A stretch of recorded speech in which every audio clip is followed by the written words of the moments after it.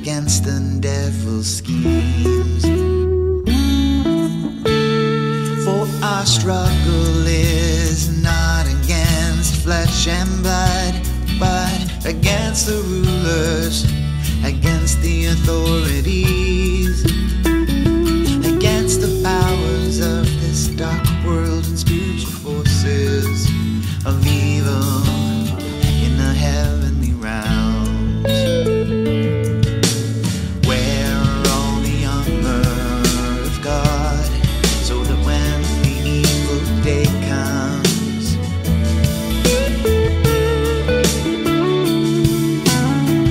you're able to stand your ground, and after you've done everything to stand.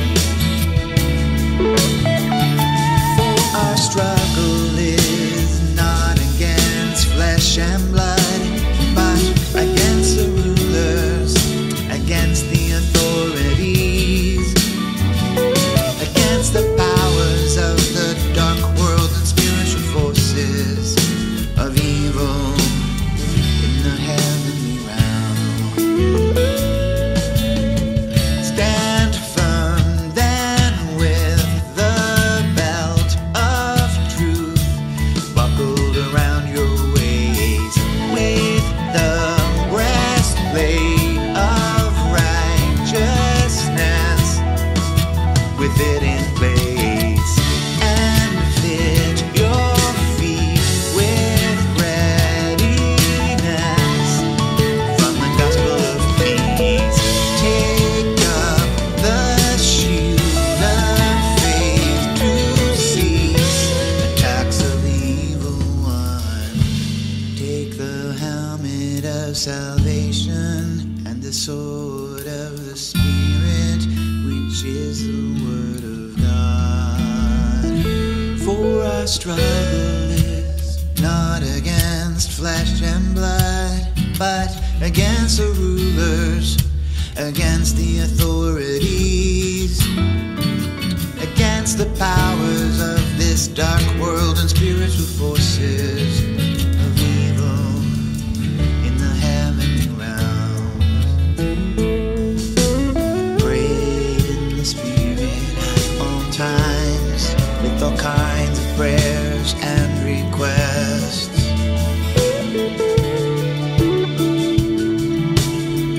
With this in mind, be alert and always keep on praying for the Lord's people.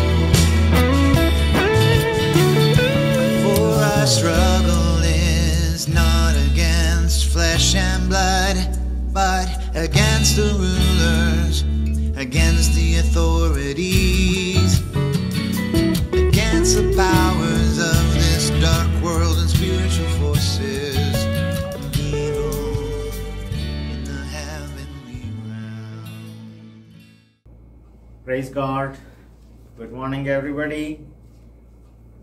ఆదివారం ఉదయకాలమందు దేవుని యొక్క పాద సన్నిధిలో మనందరము ఆయన రక్తం చేత విమోచించబడిన వారంగా వచ్చి ఆయనను స్తుతించి ఆరాధించి వాక్యమును ధ్యానించి మన హృదయములను మన జీవితములను సరిచేసుకొనుటకు దేవుడు మనకు అనుగ్రహించిన ప్రశస్త సమయంలోనికి వచ్చేసాము.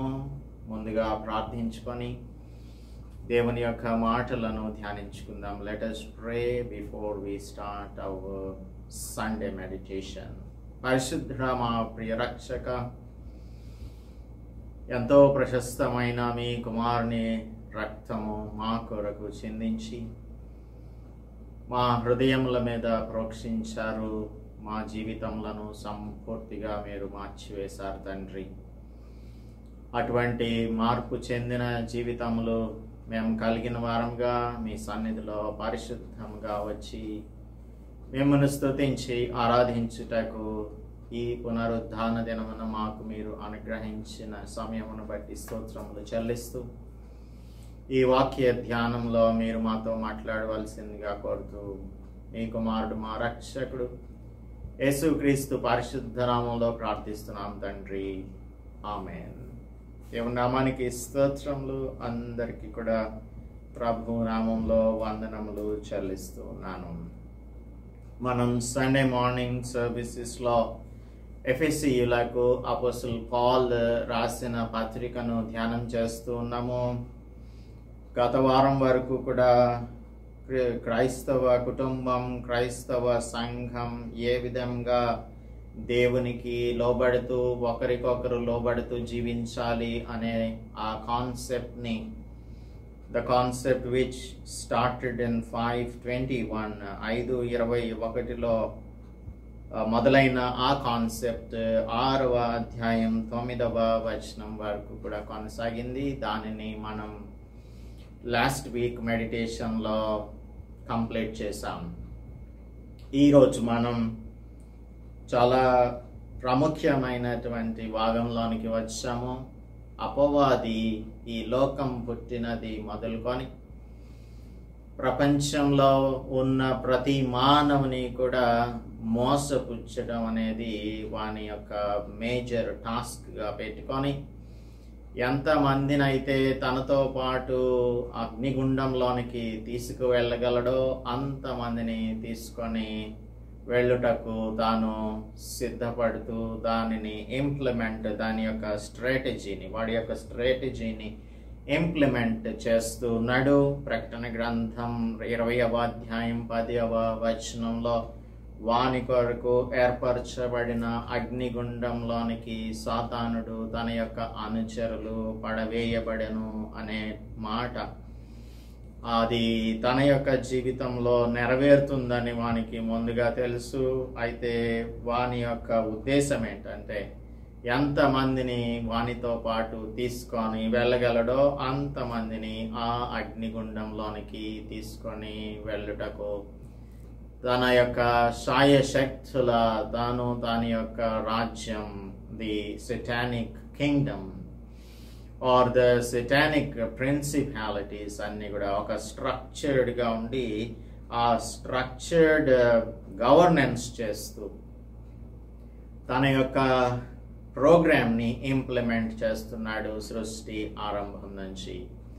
అయితే 10వ వచనంలో 6వ అధ్యాయం 10వ వచనంలో తుదకు అని అంటున్నాడు. ఎందుకు తుదకు అని అంటున్నాడంటే అపోస్తలుడు పౌల్ మొదటి 3 అధ్యాయాలలో విశ్వాసి, నిజమైనటువంటి విశ్వాసి ఏ విధంగా తన యొక్క తనకున్నటువంటి ప్రివిలేజెస్ ఏంటి, ఎటువంటి ఆత్మ నియంత్రణలో జీవించాలో, he should understand his privileges and position in the Lord. దేవుడు తనకు అనుగ్రహించిన ప్రత్యేకత ఏంటి అనే దానిని మనం మొదటి అధ్యాయం నుంచి 3వ అధ్యాయం వరకు కూడా చెప్తూ ఉన్నాడు. మనలను ఆయన తన కృపా మహదైశ్వర్యమును బట్టి, మొదటి అధ్యాయం 7వ వచనంలో అంటున్నాడు, దేవుని కృపా మహదైశ్వర్యమును బట్టి ఆ ప్రియుని యందు ఆయన రక్తం వలన మనకు విమోచనము, అనగా అపరాధములకు క్షమాపణ మనకు కలిగి ఉన్నది. దేవుడు మనకు మన యొక్క అపరాధముల నుంచి క్షమాపణ అనుగ్రహించారు. సో మనం దేవుని యొక్క మహిమైశ్వర్యం ఎట్టిదో క్రీస్తునందు వినియోగపరిచిన బలాతిశయమును బట్టి విశ్వసించు మన యందు ఆయన చూపుచున్న తన శక్తి యొక్క అపరిమితమైన మహాత్యం ఎట్టిదో మనం తెలుసుకోవాలి అని చెప్తూ విశ్వాసి ఏ విధంగా తన యొక్క జీవితమును సమస్తమును నింపుకొని సంపూర్ణంగా జీవించాలి అని చెప్తూ ఉన్నాడు. అలాగనే 4వ అధ్యాయం నుంచి 4:1 నుంచి 6:9 వరకు రాయబడినటువంటి మాటలలో ఆత్మ యొక్క నియంత్రణలో విశ్వాసి ఏ విధంగా జీవించాలి అనేది చెప్తూ ఉన్నాడు. ఆ తర్వాత మనకు 10 నుంచి 18వ వచనం వరకు 17వ వచనం వరకు ఆత్మీయ యుద్ధంలో పాల్గొంటున్నాడు. ప్రతి విశ్వాసి కూడా ఆత్మీయ యుద్ధంలో పాల్గొనాల్సి ఉంటుంది. ఆ యుద్ధమును గుర్చిన ఇన్స్ట్రక్షన్స్, తర్వాత గెలవడానికి అవసరమైన ఆ సర్వాంగ కవచమును గురించి చెప్పి ఈ పత్రికను ముగించుచు ఉన్నాడు. విశ్వాసి ఆత్మీయ సిద్ధబాటును కలిగి ఉండటానికి తెలుసుకోవలసిన ప్రాథమిక సత్యాలేంటి, తర్వాత మన శత్రువు ఎవరు, అతనితో మనం ఎందుకు యుద్ధం చేస్తున్నామో, యుద్ధం చేసినప్పుడు విజయం సాధించడానికి అవసరమైన స్ట్రాటజీస్ ఏంటి అనే వాటన్నింటినీ కూడా క్లుప్తంగా మనకు 10 నుంచి 13 వచనాలలో చెప్తున్నాడు. 14 నుంచి 17 వరకు కూడా సాతాను యొక్క తంత్రములను ఎదిరించటానికి దేవుని యొక్క బిడ్డల్ని సన్నద్ధం చేసేటువంటి అతి ప్రాముఖ్యమైన ఆత్మీయ కవచమును గురించి తెలియపరుస్తూ ఉన్నాడు అపోస్తలుడు పౌలు. ఫైనలీ అని అంటున్నాడు, దేవుడు మన ఎడల చూపిన తన మహదైశ్వర్యమును బట్టి దానిని అర్థం చేసుకున్న తరువాత దేవుడు మనలను సంపాదించుకొని తన యొక్క మహిమ కొరకు ఆత్మను సంచకరువుగా అనుగ్రహించాడు, మన మనోనేత్రములను వెలిగించాడు. 1వ అధ్యాయం 7వ వచనం ప్రకారం క్రీస్తు మనలను లేపి పరలోకమందు దేవుని యొక్క కుడి పార్శ్వమందు కూర్చున్న క్రీస్తు ప్రభుతో కూడా మనలను కూర్చోబెట్టాడు అని 2వ అధ్యాయం 8వ వచనంలో చెప్పాడు. ప్రాచీన స్వభావమును విడిచిపెట్టి మన చిత్త వృత్తి యందు నూతన పరచబడిన వారంగా నవీన స్వభావమును ధరించుకున్నటువంటి వారంగా మనమున్నాము అని 4వ అధ్యాయం 23-24 వచనాల్లో చెప్తూ 5వ అధ్యాయంలో మనలను ఆయన పరిమళ వాసనగా చేసి ఉన్నాడు. అన్ని విషయములలో మనం దేవునికి అప్పగించుకొని వారంగా యుద్ధమునకు సిద్ధపడి ఉండాలి. అందుకే మనం జ్ఞానులలాగా నడుచుకోవాలి, అజ్ఞానులుగా ఉండకూడదు, ఆత్మపూర్ణులుగా ఉండాలి, మెలకువగా ఉండాలి, సమయాన్ని సద్వినియోగం చేసుకోవాలి, ఒకరికొకరు లోబడుతూ ఉండాలి. అందరూ కలిసి ఈ ఆత్మీయ యుద్ధంలో పాలిభాగస్తులుగా లేదంటే రెడీ సోల్జర్స్ లాగా ఉండాలి అని అపోస్తలుడు పౌలు మనకు ఈ ఎఫెసీయులకు పత్రిక అంతా కూడా బోధిస్తూ ఉన్నాడు. ఇవన్నీ తెలుసుకున్న తర్వాత వీటన్నింటి యొక్క ప్రిపరేషన్లో కంప్లీట్గా ప్రిపరేషన్ అయిపోయిన తర్వాత అప్పుడు మనం యుద్ధానికి సిద్ధపడతాం. 2 essential components. ఒక వ్యక్తి యుద్ధంలో పాల్గొనాలి అంటే నంబర్ 1 బలవంతులుగా ఉండాలి. రెండవది బలవంతులుగా ఉంటే సరిపోదు, సర్వాంగ కవచమును the whole armor should be worn or put on. కాబట్టి ఈ సర్వాంగ కవచాన్ని వేసుకోవాలి. మొట్టమొదటిది ఇక్కడ అపోస్తలుడు పౌలు చెప్తున్నది ఏంటంటే 10వ వచనంలో ప్రభు యొక్క మహాశక్తిని బట్టి ఆయన యందు బలవంతులయ్యుండుడి. So in order to participate or in order to fight against the devil, the formidable devil, అటువంటి అపవాదికి మనం వ్యతిరేకంగా పోరాటం చేయాలి అంటే మొట్టమొదటిగా బలం సంపాదించుకోవాలి. This is not a physical battle. ఇది మనం శరీర సంబంధమైన శక్తిని ప్రదర్శించటానికి మనకు కండరాలు కావాలి, బలం కావాలి అని కాదు. మనకి కావాల్సింది ఆత్మ సంబంధమైన బలం. ఈ ఆత్మ సంబంధమైన బలం లేకుండా సాతానుతో యుద్ధాన్ని మనం ఏమాత్రము కూడా చేయలేము, గెలవలేము. అందుకని మనం బలవంతులుగా ఉండాలి. నిలవడానికి శక్తి లేని ఒక ఆత్మీయంగా బలహీనమైన వాడిని తీసుకొని వచ్చి వానికి ఈ సర్వాంగ కవచాన్ని ధరింపజేస్తే ఎందుకు పనికిరాని సైనికునిలాగానే ఉంటాడు. అందుకనే చాలా మంది క్రైస్తవులు ఈ దినాలలో పనికిరాని సైనికుల్లాగా ఉంటూ ఉన్నారు. పేరుకు మాత్రమే మేము ఫైట్ చేస్తున్నాము అని అంటున్నాం, కానీ అపవాది ఒక్క బాణాన్ని గనక వేస్తే ఆ బాణానికి టప్పున కింద పడి గిలగిల కొట్టుకులాడి చచ్చిపోయే క్రైస్తవుల్లాగా ఉంటూ ఉన్నాం మనం. కాబట్టి నిలవడానికి శక్తి కావాలి, బలం కావాలి. అటువంటి బలం మనకు లేకపోతే మనం బలహీనులం కనుక అపవాది మనలను సులభంగా అంతమొందించేస్తాడు. అందుకే అనేక మంది ఆత్మీయంగా ఓడిపోయిన పరిస్థితులలో ఉంటూ ఉన్నారు. కాబట్టి క్రిస్టియన్స్, మన క్రైస్తవులైనటువంటి వారు బలవంతులుగా ఉండాలి. క్రీస్తు ప్రభు యొక్క శిలువ మరణం, పునరుద్ధానం సాతానుని జయించింది. కాబట్టి the source is our God. The source is important. ఎవరి మీద మనం ఆధారపడుతున్నామో అది చాలా ప్రాముఖ్యమైనది. కొలస్సీయులకు రాస్తూ అపోస్తలుడు పౌలు 2వ అధ్యాయం 15వ వచనంలో అంటూ ఉన్నాడు. Let us see 15th verse. శరీరమందు సున్నతి పొందుకయుండుట వలనను మీరు మృతులై ఉండగా దేవుడు వ్రాతపూర్వకమైన ఆజ్ఞల వలన మన మీద రుణముగాను మనకు విరోధముగాను ఉండిన పత్రమును మేకులతో సిలువకు కొట్టి దాని మీద చేవ్రాతను తుడిచివేసి మనకు అడ్డం లేకుండా దానిని ఎత్తివేసి మన అపరాధములను క్షమించి ఆయనతో కూడా మిమ్మను జీవింపచేసెను.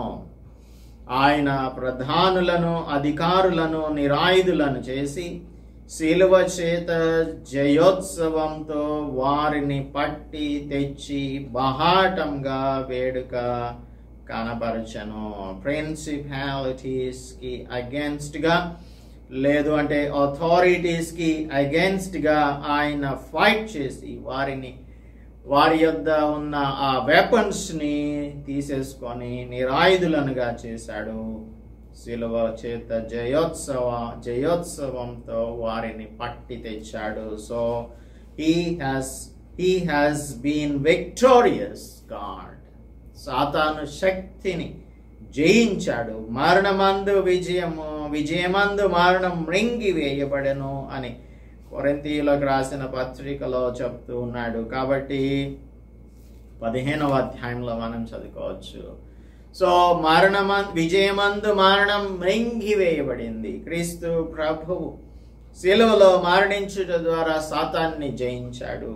ఆ సాతానుతో యుద్ధం చేస్తున్న మన యొక్క బలం అంతా కూడా దేవుని మీద ఉంచుకున్న వారంగా, లేదంటే మన బలానికి సోర్స్ దేవుడే అని నమ్మిన వారంగా ఆయన ఇచ్చే శక్తితో ఈ స్పిరిచువల్ బ్యాటిల్ ఫీల్డ్ లో సాతానికి వ్యతిరేకంగా యుద్ధం చేయాల్సి ఉంటుంది. 11వ వచనంలో మీరు అపవాది తంత్రములను ఎదిరించుటకు శక్తిమంతులగునట్లు దేవుడిచ్చు సర్వాంగ కవచమును ధరించుకొనుడి. పాత నిబంధన గ్రంథంలో అయితే దేవుడే ఈ సర్వాంగ కవచమును ధరించుకునేవాడు అని యెషయా గ్రంథంలో 59వ అధ్యాయంలో మనం చదువుకుంటాము. అయితే ఆ సర్వాంగ కవచమును మనం let us see 59:17 of Isaiah. ఆయన నీతియే ఆయనకు ఆధారమాయను, నీతిని కవచంగా ఆయన ధరించుకొనెను, రక్షణను తల మీద శిరస్త్రాణముగా ధరించుకొనెను అని రాయబడి ఉంటుంది. సో ఈ సర్వాంగ కవచమును దేవుడే ధరించుకున్నటువంటి వాడు. అయితే ఇప్పుడు ఆ సర్వాంగ కవచమును మనకు ధరింపచేస్తూ ఉన్నాడు. సాతాను యొక్క గొప్ప శక్తికి, మోసానికి నిదర్శనం ఏంటి అనంటే ఐగుప్తు దేశపు బానిసత్వం నుంచి అద్భుతమైన రీతిలో విమోచించి అరణ్యంలోనూ కనానులోనూ అపరిమితమైన ఆశీర్వాదములు, సంరక్షణ, సదుపాయాలు వీటన్నింటినీ కూడా అనుగ్రహించినప్పటికీ పదే సాతాను యొక్క తంత్రములలో పడిపోయి హీనమైన విగ్రహాలను ఆరాధిస్తూ దేవుని విసిగించిన వారిగాను, లోబడనొల్లని ప్రజలుగాను ఇశ్రాయేలీయులు ఉంటూ ఉన్నారు. ఆఖరికి మెస్సయ్యగా యేసు క్రీస్తు ప్రభువు ఆయన కుమారుడు ఈ లోకంలోనికి వచ్చినప్పుడు ఆ ప్రవచన నెరవేర్పుగా ఆయన ఈ లోకంలోనికి వచ్చి శిలువ మరణం పొంది ఆయన ఆ రక్షణ కార్యమును సంపూర్తి చేసినప్పటికీ కూడా ఆ మెస్సయ్యనే తిరస్కరించినట్లుగా చేసి సాతానుడు అందరినీ మోసపుచ్చగలిగాడు ఆ దినాలలో. ఈ దినాలలో కూడా అదే సాతాను మనలను మోసగించేటువంటి వానిగా ఉన్నాడు. ఆ మోసంలో మనం పడిపోకుండా ఉండాలి అంటే ఈ సర్వాంగ కవచాన్ని మనం ధరించుకోవాలి. అయితే దేవుని యొక్క మహాశక్తిని వినియోగించుకోవడానికి ఆయన ఇచ్చే యుద్ధోపకరణాలు మనం ధరించుకోవాలి.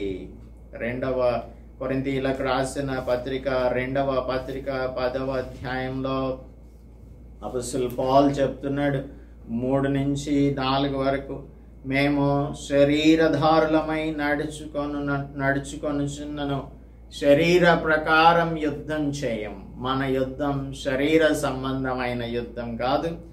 మా యుద్ధోపకరణములు శరీర సంబంధమైనవి కావు గాని దేవుని ఎదుట దుర్గములను పడద్రోయజాలినంత బలము కలవై ఉన్నవి. These are the spiritual weapons. సాతాను యొక్క సామ్రాజ్యం అనేది చాలా పకడ్బందీగా నిర్మించుకున్నాడు. హైలీ స్ట్రక్చర్డ్ ఎంపైర్ గా వాని యొక్క ఎంపైర్ ఉంటుంది. విధ్వంసకరమైనటువంటి కార్యములను చేయటానికి మానవాళిని ఏ విధంగానైనా సరే పడగొట్టాలి అనేది సాతాను యొక్క ఉద్దేశంగా ఉంది. అందుకనే ఒక హై స్ట్రక్చర్డ్ కింగ్డమ్ ని వాడు నిర్మించుకున్నాడు. అందుకే ఇక్కడ ఫోర్ కాంపోనెంట్స్ ని మనం చూస్తాం తన యొక్క ఎంపైర్ లో. వారికి అక్కడ ఎవరెవరు ఉన్నారంటే నంబర్ 1 ప్రిన్సిపాలిటీస్ ఉన్నారు, ప్రధానులు ఉన్నారు, తర్వాత అధికారులు ఉన్నారు, 3వది ప్రస్తుత అంధకార సంబంధులకు లోకనాథులు ఉన్నారు, 4వదిగా ఆకాశ మండలమందున్న దురాత్మల సమూహంలో ఉన్నారు. వీటికి అగెయిన్స్ట్ గా పోరాటం చేస్తున్నాము. కాబట్టి మనం చేసే పోరాటంలో విజయోత్సాహంతో మనం ముందుకు రావాలి అంటే if we are to evolve victoriously out in the battle, we must depend upon the strength that the Lord gives us. అపవాదిని ఎదిరించిడి, అప్పుడు వాడు మీ యొద్ద నుండి పారిపోతాడు అని యాకోబు పత్రిక 4వ అధ్యాయం 7వ వచనం చెప్తోంది. సో ఈ అపవాదిని ఎదిరిస్తే వాడి ప్రధానులు, వాడి అధికారులు, వాడి అంధకార సంబంధమైన లోకనాథులు, ఆకాశ మండలమందున్న దురాత్మల సమూహములు అన్ని కూడా పారిపోతాయి. ఎప్పుడైనా సరే కంటికి కనబడే విధంగా యుద్ధం చేస్తే మనం ఎవరినైనా జయించగలుగుతాం, కానీ కంటికి కనబడకుండా యుద్ధం చేసి దాడి చేసేటువంటి వారిని మనం ఏమాత్రం కూడా గుర్తించలేము. కానీ దేవుని యొక్క శక్తితో నింపబడిన వారమైతే దేవుడు మనకు వాని యొక్క తంత్రములను అర్థం చేసేలాగా, అర్థం అవునట్లుగా చేసి వాటిని మనం ఎదిరించి వాటిపైన జయం సంపాదించడానికి కృప చూపిస్తాడు. ఆయన మనలను అంధకార సంబంధమైన అధికారం నుండి విడుదల చేశాడు అని కొలస్సీయులకు రాసిన పత్రిక 1వ అధ్యాయం 13వ వచనంలో అపొస్తలుడు పౌలు చెప్తూ ఉన్నాడు. 13వ వచనంలో చూద్దాం. ఆయన మనలను అంధకార సంబంధమైన అధికారంలో నుండి విడుదల చేసి తాను ప్రేమించిన తన కుమారుని యొక్క రాజ్య వారసులనుగా చేశాడు. ఇంకా మనం 16వ వచనం చదివినట్టయితే, ఎలయనగా ఆకాశమందున్నవి, భూమి అందున్నవి, దృశ్యమైనవి, అదృశ్యమైనవి, అవి సింహాసనాలైన, ప్రభుత్వాలైన, ప్రధానులైన, అధికారులైన సర్వమును ఆయన యందు సృష్టింపబడ్డాయి. సర్వమును ఆయన ద్వారాను ఆయనను బట్టి సృజించబడినాయి. కాబట్టి మనం ఆయన యందు విశ్వాసం ఉంచినట్లయితే మనకు వీటన్నింటి మీద అధికారమును అనుగ్రహిస్తారు దేవుడు. స్పెసిఫిక్ ఐటమ్స్ని ఇక్కడ మెన్షన్ చేస్తున్నాడు. I mean the whole armour of God, సర్వాంగ కవచంలో ఉన్నటువంటి ఆర్మర్లో ఉన్నటువంటి ఐటమ్స్ అన్నింటినీ కూడా ఒక్కొక్కటిగా 13వ వచనం నుంచి అపోస్తలుడు పౌలు మనకు వివరిస్తూ ఉన్నాడు. ఈ గ్రంథం రాసేటప్పుడు అపోస్తలుడు పౌలు ఖైదీగా ఉన్నాడు. ఆ ఖైదీగా ఉన్నప్పుడు రోమన్ సోల్జర్స్ని ఆయన గమనిస్తూ ఉన్నాడు. ఆ సోల్జర్స్ ఏ విధంగా ఎప్పటికప్పుడు సన్నద్ధంగా ఉంటారు, ఎప్పటికప్పుడు వారు ready to fight with the army, with the enemy అనే దానిని గమనిస్తూ ఉన్నాడు. వారు వేసుకునేటువంటి ఆ సర్వాంగ కవచంలో ఉన్నటువంటి భాగాలన్నింటినీ కూడా గమనిస్తూ ఉన్నాడు. సో అక్కడున్న ఎనాలజీని ఉపయోగించి అపోస్తలుడు పౌలు ఇక్కడ specific items of the armour of God ని గురించి చెప్తూ ఉన్నాడు. వానిని ఎదిరించుటకు మనం ఎదిరించే వాళ్ళంగా ఉండాలి. సాతానికి లొంగిపోవడం కాదు, ఎదిరించే వారంగా ఉండాలి. సైనికుడు అంటే ఎల్లప్పుడూ కూడా soldiers job is to stand up and he has to remain standing. శత్రువు రావట్లేదు కదా అని చెప్పి పడుకోవడానికి కుదరదు, కూర్చోడానికి కుదరదు. తాను ఎప్పుడు కూడా సిద్ధంగానే ఉండాల్సి ఉంటుంది. అలాగనే క్రైస్తవులు కూడా ఇక్కడ 5వ అధ్యాయంలో మనకు చెప్తున్నది 15వ వచనం 5:15లో మీరు సమయమును పోనీయక సద్వినియోగం చేసుకోవాలి అని అంటున్నాడే. అలాగా సోల్జర్స్ ఎప్పుడు కూడా సమయాన్ని సద్వినియోగం చేసుకునే వారిగా ఉండాలి.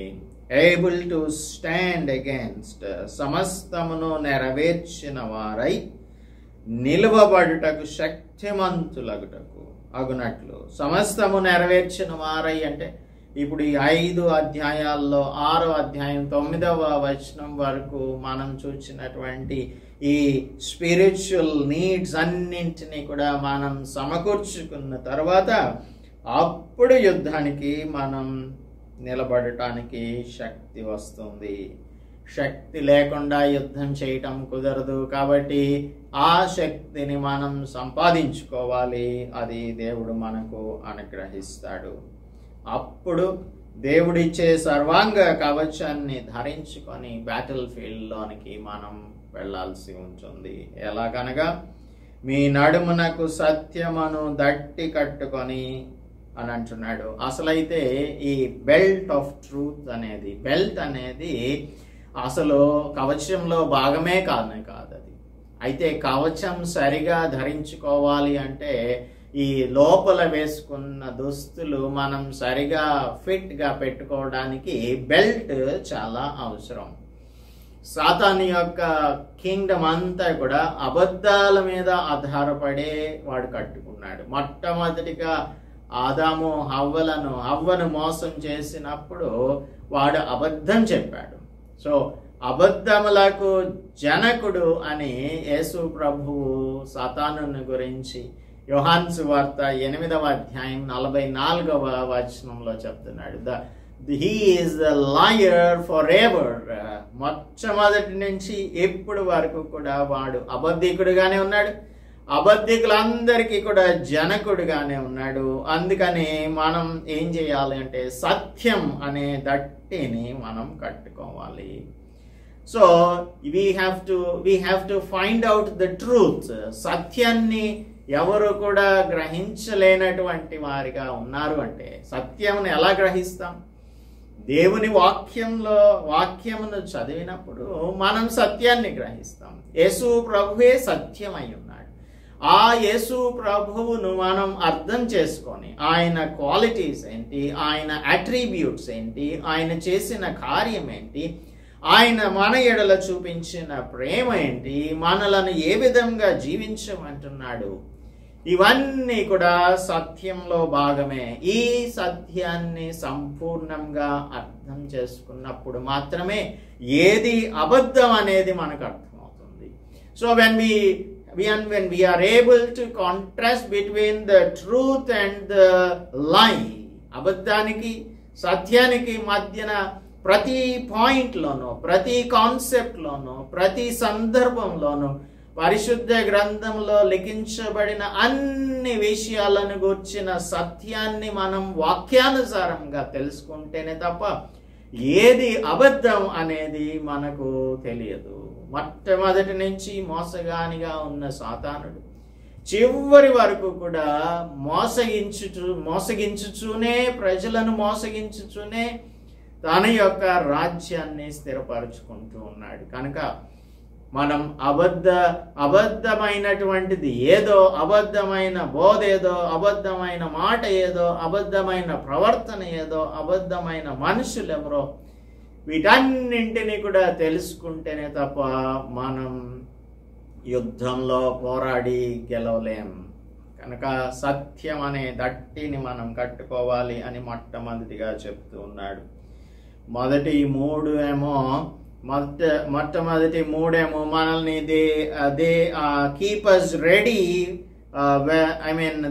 we keep us ready, we always keep them on. మనం అవి వేసుకొనే ఉండాలి. నెక్స్ట్ మూడు మనం రెడీగా పెట్టుకోవాలి. the items of the whole armor of God. మొట్టమొదటి మూడేమో ఎప్పుడు కూడా ధరించుకొనే ఉండాలి. సత్యం అనే దట్టి కట్టుకొని ఉండాలి. నీతి అను మైమరు, the breastplate. It is not the round breastplate, but this is the breastplate that covers the whole body of the soldier. కాబట్టి దీనిని ధరించుకొని ఉండాలి. తర్వాత మూడవదిగా మనకు సమాధాన పాదములకు సమాధాన సువార్త వలనైన సిద్ధ మనస్సును తొడుగుకోవాలి. ఈ మూడు ఎల్లప్పుడూ కూడా రెడీగా మనం ఉండాలి ధరించుకొని. సో నీతి అనే మైమరు. ఇప్పుడు మనకు నీతి ఎక్కడి నుంచి వస్తుంది? మన నీతి మురికి గుడ్డల వంటిది అని భక్తుడైన యెషయా చెప్తున్నాడు. సో మనం నీతిమంతులం అనుకుంటే మనం తప్పకుండా పడిపోతాం. So where do we get our righteousness from? Our righteousness is from our God. అది దేవుని నుంచి వచ్చినటువంటిది మాత్రమే. కాబట్టి మనం ఏం చేయాలి? We have to stand in the righteousness of God. మొట్టమొదటిగా మనం నిలబడాలి అంటే మనం చేయాల్సింది సత్యం అనే దట్టిని కట్టుకోవాలి. యేసు ప్రభువే సత్యమై ఉన్నాడు. ఆయనను మనం ధరించుకున్న వారంగా ఉండాలి. రెండవది, ఆయన మనకు అనుగ్రహించే నీతి అనే మైమరువును ఎల్లప్పుడూ కూడా ధరించుకునేటువంటి వారంగా ఉండాలి. లేదు అనంటే ఆ మైమరువు లేకపోతే సాతానుడు వేసే బాణాలు మనకు తగులుతాయి. ఆ పాపం మనలను గాయపరుస్తుంది. గాయపరిచినప్పుడు ఆ గాయముల చేత మనం ఓడిపోయే వారంగా ఉంటాం. The holy character and moral conduct is very important for a believer. పాదములకు సమాధాన సువార్త వలనైన సిద్ధ మనస్సును తొడుక్కొని నిలవబడాలి. Peace is the attribute of God. సమాధాన సువార్త ఇది. గ్రీక్ లో మనకి పీస్ అంటే వన్నెస్ అని అర్థం వస్తుంది, ఏకత్వం. మనం దేవునితో ఏకత్వం పొందినప్పుడు ఆయన సమాధానానికి అధిపతి కనుక he is the prince of piece. ఆ సమాధానకర్త అయిన ప్రభువు మనలో అన్నింటి విషయములలో కూడా సమాధానాన్ని కలుగు చేస్తాడు.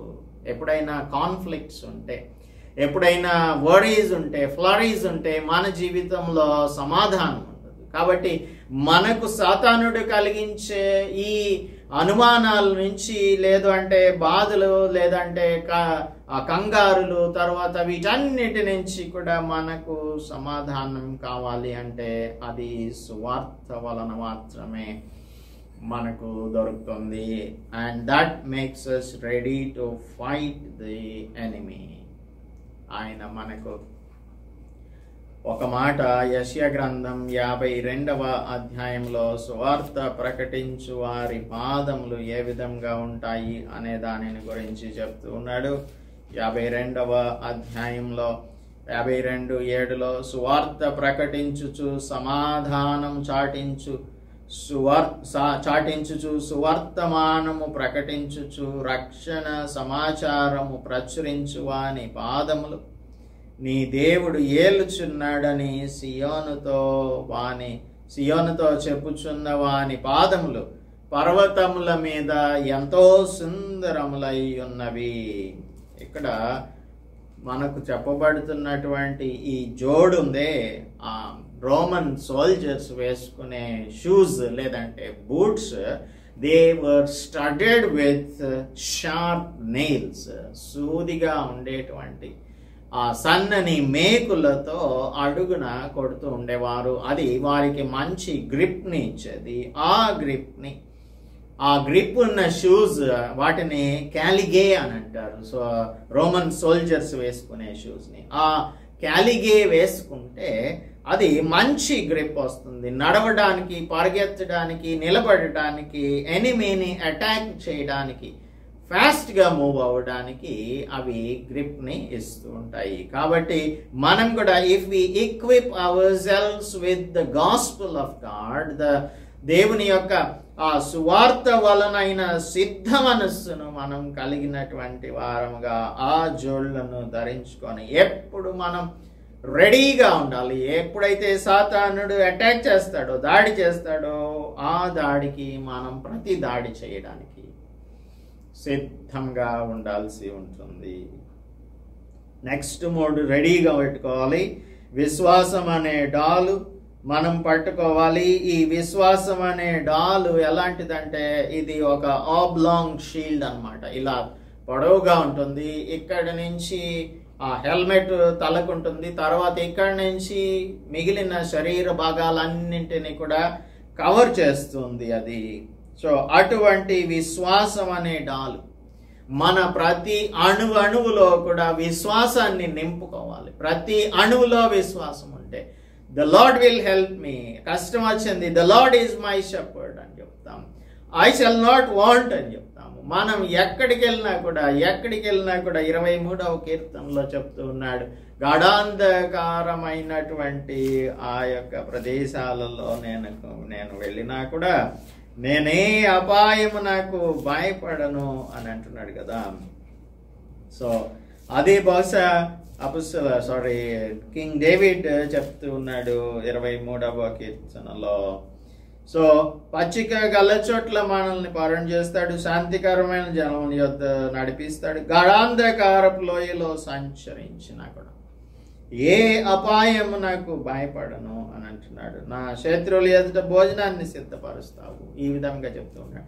సో ఎటువంటి పరిస్థితి అయినప్పటికీ విశ్వాసంతో కనుక మనం ఉన్నట్లయితే ఆ అపవాది వేస్తాడు బాణాలు. ఏం బాణాలు వేస్తాడు? ఫైరీ డాట్స్, అగ్ని బాణాలు. అవి థాట్స్ కావచ్చు, ఫీలింగ్స్ కావచ్చు, తర్వాత ఇమాజినేషన్స్ కావచ్చు, ఫియర్స్ కావచ్చు, అబద్ధాలు కావచ్చు, వీటన్నింటినీ కూడా వాడు మన మీదకి వేసినప్పుడు మనం ఈ డాలుతో, విశ్వాసం అనే డాలుతో మనం ఎదిరించగలుగుతాం, మనలను మనం ప్రొటెక్ట్ చేసుకోగలుగుతాం.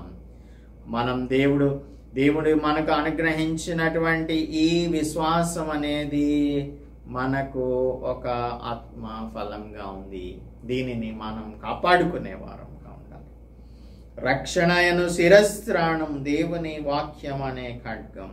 రక్షణ, సాల్వేషన్, ఇది రక్షింపబడటం అనేది it is a long process of sanctification. రక్షణ అని అంటే ఎప్పుడో నేను యేసు ప్రభుని రక్షకునిగా అంగీకరించేశాను, అయిపోయింది, ఇప్పుడు నాకు పరలోక రాజ్యం సిద్ధపరచబడి ఉంది అని అనుకుంటే మనం పప్పులో కాలేసినట్లే. రక్షణ అనేది అది ఒక long process of sanctification. Mind అనేది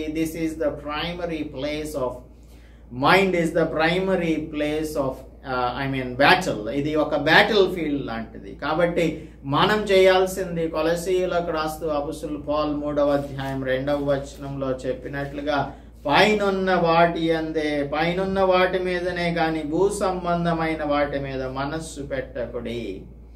ఈ రక్షణ అనే శిరస్త్రాణం ఉందే, అది మనలను పైకి చూచేటువంటిదిగా చేస్తుంది. మన యొక్క మైండ్ని థింగ్స్ అబౌవ్ పైన ఉన్న వాటి మీదే మన యొక్క దృష్టిని నిలిపేటువంటి వారంగా ఉంటాము. తర్వాత దేవుడు మనకు అనుగ్రహించేటువంటి ఆ సాంక్టిఫికేషన్, మనస్సు మారి నూతన మగుట చేత రూపాంతరం పొందాలి అని 12వ అధ్యాయము 2వ వచనంలో రోమాపత్రికలో చెప్తున్నాడు. ఉత్తమమును అనుకూలమును సంపూర్ణమైన దేవుని చిత్తాన్ని పరిశీలించి తెలుసుకొనున్నట్లు మన మనస్సు మారి నూతన మగుట వలన ప్రతిదినం కూడా రూపాంతరము పొందాలి. ఇది ఒక లాంగ్ ప్రాసెస్ ఆఫ్ సాంక్టిఫికేషన్. కాబట్టి దేవుడు తన యొక్క సత్యమును మనకు ప్రతిదినము కూడా బయలుపరుస్తూ ఆయన యొక్క పర్స్పెక్టివ్లో మనం ఆలోచించే వారినిగా మనలను చేస్తాడు. ఈ శిరస్త్రాణం మనలను కాపాడుతుంది. ఎప్పుడైతే మన యొక్క తలకు గాయం అవుతుందో అప్పుడు త్వరగా చనిపోవడానికి అవకాశం ఉంటుంది. అందుకనే డ్రైవింగ్లో కూడా మనలను హెల్మెట్ పెట్టుకోమని ఇన్సిస్ట్ చేస్తూ ఉంటుంది గవర్నమెంట్. కాబట్టి ఆ సాతానుడు అటాక్ చేసినప్పుడు మనకు శిరస్త్రాణం లేకపోతే, ఈ రక్షణ అనే శిరస్త్రాణం లేకపోతే మనం వెంటనే వానికి లొంగిపోవాల్సి ఉంటుంది. ఆ తర్వాత దేవుని వాక్యం అనే ఆత్మ ఖడ్గాన్ని ధరించుకోవాలి. యేసు ప్రభువు టెంప్ట్ చేయబడినప్పుడు సాతానుడు అపవాది ఆయనను శోధించినప్పుడు 4వ అధ్యాయంలో లూకాసు వార్తలో మనం చదువుకుంటాము. అపవాది టెంప్టర్ వచ్చి టెంప్ట్ చేసినప్పుడు యేసు ప్రభువు దేవుని యొక్క వాక్యంతోనే సమాధానం చెప్పాడు.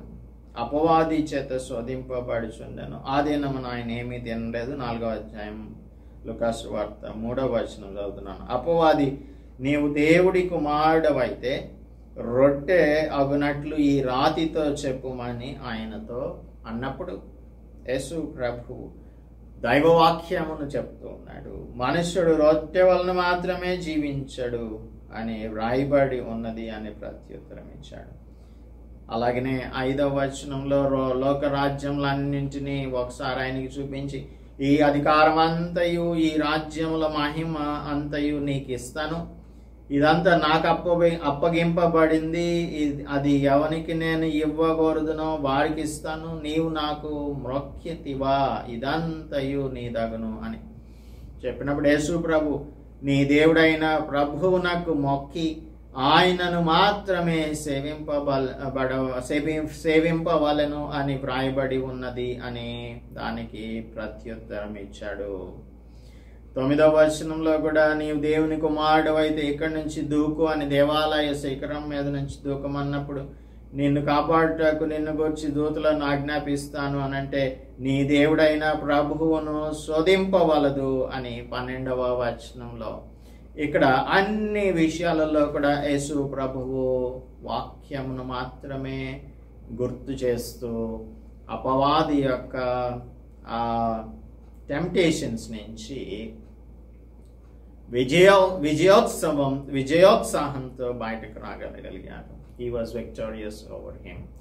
కాబట్టి మనకు ఆత్మ వలన దేవుని వాక్యమును ఆత్మ ఖడ్గాన్ని మనం ధరించుకోవాలి. ఇప్పుడు చాలాసార్లు మనం తప్పిపోవడానికి, లేకపోతే ఇఫ్ వీఆర్ గోయింగ్ ఆస్ట్రే, దారి తప్పిపోవడానికి కారణం ఏంటంటే ఈ వాక్యం తెలియకపోవడం వల్లే. అందుకనే వాక్యమును చదవాలి, వాక్యమును ధ్యానించాలి. ఇవన్నీ కూడా మనకు చాలా అవసరం. సత్యం అనే దట్టి, నీతి అనే మైమరువు, తర్వాత సమాధాన సిద్ధ మనస్సు, సమాధాన సువార్త వలనైన సిద్ధ మనస్సు అని జోడు, విశ్వాసం అనే డాలు, రక్షణ అనే శిరస్త్రాణం, వాక్యం అనే దేవుని వాక్యం అనే ఆత్మ ఖడ్గం. వీటన్నింటినీ కూడా మనం పట్టుకొని దేవుని కోసం యుద్ధంలో పాల్గొనే వారంగా ఉండాలి. ఎందుకంటే మనం అపవాదిని ఎదిరిస్తూ ఉన్నాం. ప్రిన్సిపాలిటీస్కి అగేన్స్ట్గా, పవర్స్కి అగేన్స్ట్గా, రూలర్స్ ఆఫ్ ద వరల్డ్కి అగేన్స్ట్గా, ఈ స్పిరిచువల్ వికెడ్ బీయింగ్స్కి అగేన్స్ట్గా మనం యుద్ధం చేస్తున్నాము. అయితే చాలాసార్లు ఏం జరుగుతుంది అని అంటే క్రైస్తవులు తమ యొక్క శక్తిని పోగొట్టుకుంటున్నారు. యుద్ధమునకు ఒకవేళ హోల్ ఆర్మర్ సిద్ధంగా ఉన్నా కూడా అసలైనటువంటి శక్తిని వారు ఎలాగ పోగొట్టుకుంటున్నారు అంటే అనవసరమైన విషయాలను, ఆర్గ్యుమెంట్స్ని, డిబేట్స్ని, లేదంటే ఘర్షణలను, వీటన్నింటినీ కూడా ఎంటర్టైన్ చేస్తూ రాంగ్ కంపెనీలో, చెడు సహవాసాలలో ఉంటూ అనవసరమైన మాటలను మాట్లాడుతూ, తర్వాత ఉజ్జీ కానటువంటి అవిశ్వాసులతో ఉజ్జీలుగా ఉండటం ద్వారా, అన్గాడ్లీ ఎంటర్టైన్మెంట్ ద్వారా దేవుని యొక్క వాక్యాన్ని సంశయంతో చదువుట ద్వారా వారి యొక్క శక్తిని పోగొట్టుకుంటూ ఉన్నారు. కనుక మనం శక్తిమంతులంగా ఉండాలి, సర్వాంగ కవచాన్ని ధరించుకోవాలి. అప్పుడే యుద్ధంలో మనం విజయం సాధించగలుగుతాం. ఈ రెంటిలో ఏది లేకపోయినా కూడా మనం యుద్ధంలో ఓడిపోతాం. సాతానుడు మనలను తనతో పాటుగా అగ్నిగుండంలోనికి తీసుకొని వెళ్ళిపోయే ప్రమాదంలో పడిపోతాం. మనం ఎంత బ్రతికి చివరకు అగ్నిగుండంలో పడవేయబడితే దేవుని నామం నాకు అవమానం. కనుక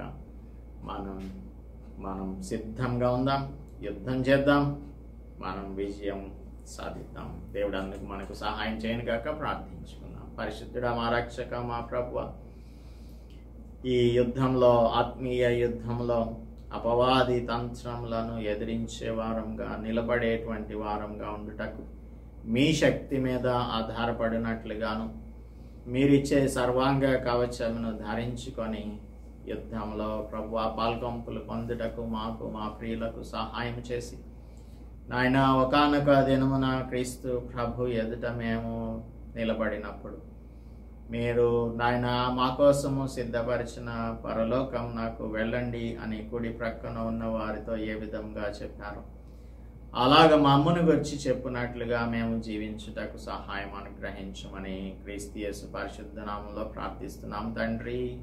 ఆమేన్. దేవుని నామానికి స్తోత్రం. అందరికీ వందనాలు.